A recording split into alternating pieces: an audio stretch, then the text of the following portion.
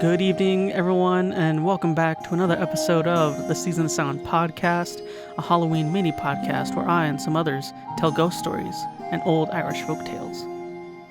In tonight's episode, we're going to take a look at a couple legends about fairies and demons. So cozy up to the fire and listen to what I have to tell. So if I were to ask you to tell me a mythological creature that comes from the Celts, what would you say? The leprechaun, sure. What other common creature is typically associated with the Celts? I'll give you a hint and say the tiny may or may not have wings, typically depicted as female. Well, those are fairies, of course. Now, fairies, according to legend, are neither of heaven or hell. They are somewhere in between. They were often referred to as fallen angels or gods of the earth, gods of pagan Ireland.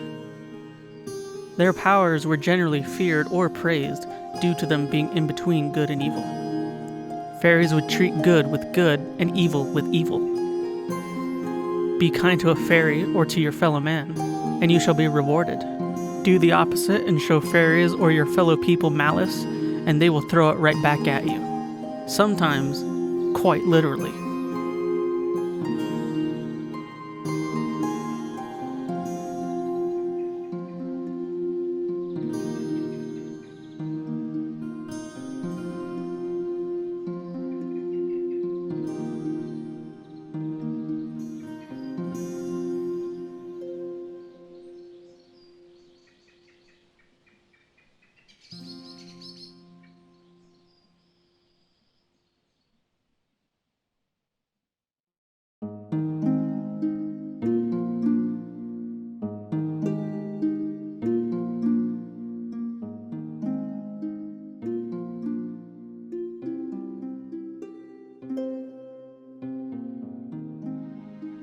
There once was a man named Carol O'Daly, a strapping young fellow who they used to call Devil Dally. He would roam about the countryside without a care in the world and as if nothing could stop him. The tale goes that while crossing a part of the country, he came across a farmer riding along with his pony. It was getting dark, so they rode alongside each other without saying much. Until finally, O'Daly asked the farmer where he was headed. The farmer replied, "Not far your way. I'm only going to the top of this mountain here." "And what might take you there?" asked O'Daly, "at this time of night?" "If you want to know, I'm off to see the good people." "You mean the fairies?" exclaimed O'Daly. Carol O'Daly was not a believer of fairies. He thought that they were just the work of old women's stories. "Whist, whist," said the farmer, "or you may be sorry for it." He turned his pony off-road to a path that led up the side of the mountain. He wished Carol good night and a safe journey. Supposedly, at the top of this mountain, there's an entrance to a fairy castle hidden within the mountain. O'Daly was in disbelief that a man such as this could believe in such things as fairies. How could anyone believe in such things, really? If what he heard was true about the good people, as the other man called them, then he swore that he could take on 24 of them. He wasn't afraid. He looked upon the mountain Knockfierna, which the man was headed toward as the full moon was cresting it. In the distance, he could barely make out the image of the man leading his pony.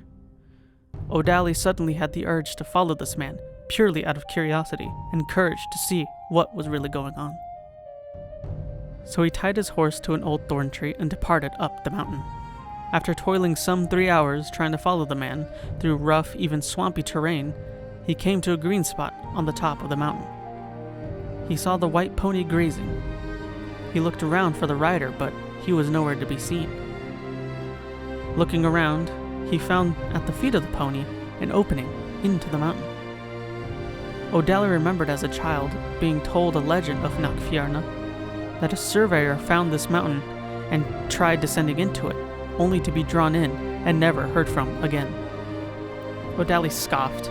These were just old stories. There couldn't be any truth to them. So he decided that maybe he'd try knocking at the castle doors and see if any of the fairies were actually home. He grabbed a rock about the size of a grapefruit and with all his strength tossed it into the opening. He leaned over the opening to better hear the sound of the rock tumbling and crashing down deeper into the pit. Suddenly, the rock he threw in came back up with as much force as it did when he threw it down. It struck him square in the face, sending him rolling down the mountain. He tumbled from one crag to another much faster than he had coming up it. In the morning, he was found lying beside his horse, the bridge of his nose broken, which disfigured him for life. His head all cut and bruised, and both of his eyes closed up and as black as if someone painted it.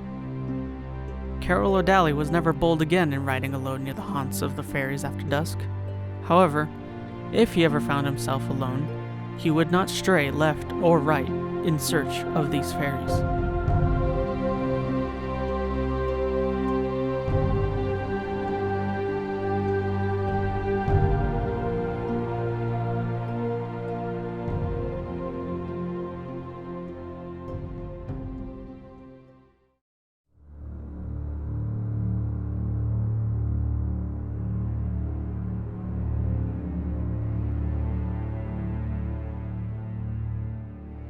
There once was a fisherman that had all the luck in catching fish. His wife always had fish to store away in the house, ready for the market. But, to her great annoyance, she found that a great cat used to come in at night and devour all the best and finest fish.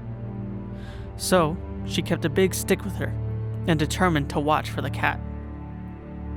One day, she and another young woman were spinning together when the house suddenly became very dark. The door burst open, and in walked a huge black cat that went straight for the fire. It turned around toward the women and growled at them. "Surely this is the devil," said the young woman. "I'll teach you to call me names," said the cat, jumping at her. It stretched out and clawed her arm until it bled. She recoiled, screaming in fear and in pain. "There, that'll teach you to be more civil." The cat moved over to the door and shut it to prevent any of the women from getting out. Just then a man outside heard the screaming and rushed in to find the big cat at the threshold. He attacked the cat with a stick. It was a hefty blow, but this cat was not natural, and it was more than capable of handling such a blow. The beast tore at the man's face and arms until he fled as fast as he could. "Now it's time for dinner," said the cat as it jumped up onto the table to examine the fish. It began gulping down the fish, growling at the woman still present. "No need to do anything. I'm sure I can help myself." "Away, you wicked beast," cried the fisherman's wife. "No fish for you today." With her stick, she gave the cat a blow that would have broken its back if it were not a demon. The cat only grinned at her as it continued to devour the fish. At this moment, both the women attacked the demon with sticks. They struck it again and again with enough hits to kill it, but the cat glared and spit fire at them. It then came after them, clawing at their faces, hands and arms, until their blood poured. Both the women rushed out of the house, shrieking in pain. The fisherman's wife, however, was not done yet. She returned with a bottle of holy water. Looking in, she saw the cat still eating away, unaware of her return. She crept up on the monster and threw the holy water at it. Thick black smoke filled the room in which nothing could be seen save the red eyes of the cat. Gradually, the smoke cleared away, and the body of the beast lay there burning away until it shriveled away into nothing. From that point on, the fish were safe and untouched. The cat was never to be seen again.